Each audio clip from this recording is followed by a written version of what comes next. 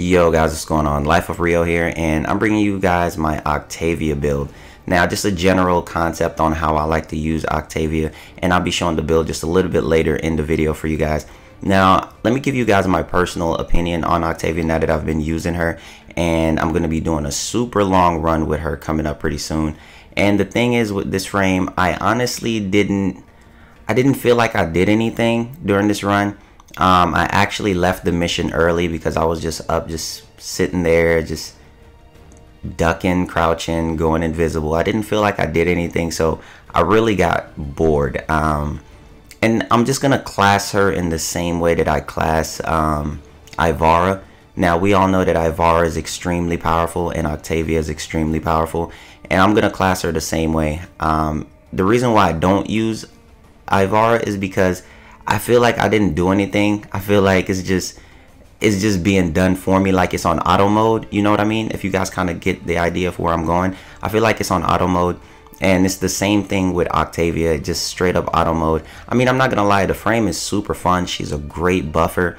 I have something coming out with her and Banshee pretty soon, but she's an extremely great frame to have on the team. She's a great addition to where how she synergizes with every single teammate. Now, you can't fight that. Now, for me, as a person that loves synergy and a person that loves having a frame that can help out with great utility, she definitely adds to that in every single regard, and you can't overlook her. She is, and if you're doing any team, she should always be in the conversation as a frame to pick up or as a frame to replace somebody on the team, because she is so strong. She is definitely meta, and that's one great thing about her, is that she adds to the diversity on team comps now, which is amazing. But for me personally, let's say I was going for a solo record, I wouldn't do it with her because I don't feel like, personally in my playstyle, I don't feel like I did anything.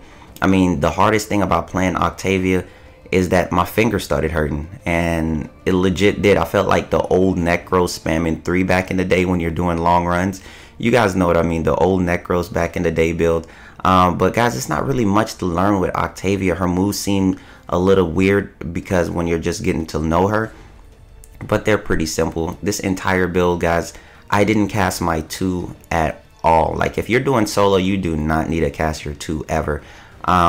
All you basically need to do is keep your 1 up, and while your 1 is up, put your 4 down so your 1 could spread out, and while your 1 spread out, you keep your 3 active to stay invisible and keep the buffs up. That's it, and it's just rinse and repeat. That's your bread and butter. Those are the moves that you go through. Your 1 4 3 1 4 3. You do not ever need to cast your 2 because, you know, unless you just want to see it. But I don't like the 2 out because it kind of slows down the DPS from the enemy shooting. So you always want to not keep the 2 up, really, and plus you don't need the 2 when you're running solos.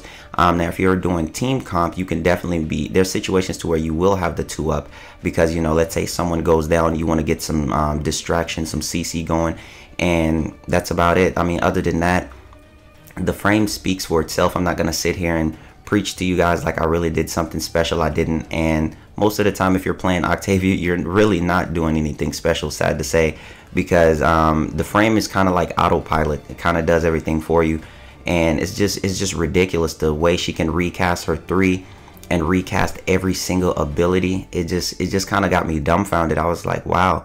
I mean, it's amazing, but at the same time, it has me thinking about the other frames like Chroma, for one, who can't recast his abilities, and all these other frames that can't recast these abilities. And I'm just looking like, kind of don't make any sense to drop such a powerhouse frame. And above all, to be honest with you guys, she kind of takes the cake as one of the best frames in the entire game. But generally, this build, I went over 2 different builds for you guys, and let's go ahead and jump into that. The first build is generally a nice amount of range with a high duration. You know, streamline is there, but you know, it's a given, you can take it out. But this one is above all my favorite build. This is the build that I run. This is the build that I will be running in my super long run. And I've noticed that I really don't need that much range on Octavia, because you can just increase your range. You can double your range with your 4th ability. When your 1 is up, just throw your 4th down and you can double the range. And I've tested both builds, and this one seems to be my general favorite build. So far, I've done a 4-hour run, 3-hour run, nothing too high as of yet. So we're going to be doing a way longer run coming up. So I mean, about that, that's kind of like what I have for Octavia for you guys. Like I said, I'm not gonna make it seem like I did anything. You guys expect me to be the try hard, but really couldn't do anything too try hard. The general loadout that I have for this is the Tord.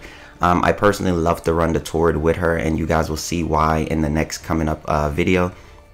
The Tord is my general playstyle. Tord and Pox, because her first do so much damage. I have a 4.88 damage multiplier on my first ability, and that's all you really need to keep up. Most of the time you don't even need a weapon, but for the really long runs, the Tord is going to be amazing, especially when you shoot on beat with your third ability and you get the multi-shot. I shot up to 4 Tord shots at once, and if you already have multi-shot on your Tord, you can get up to 5-6 shots, which is ridiculous for the Tord. So you'll be doing crazy amount of damage. You all know that I'm gonna be with the Zenny Star. If you don't have the Zenny Star, I would say use the Orthos Prime, the Sakura Electa, just any type of whip weapon, something with range. You just want something with range to where you don't have to be up close.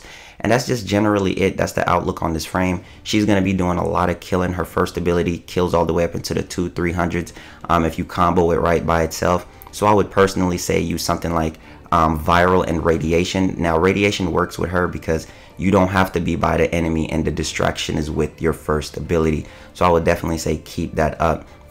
But above all, she is easily the best frame in the game, the most all-around frame in the game.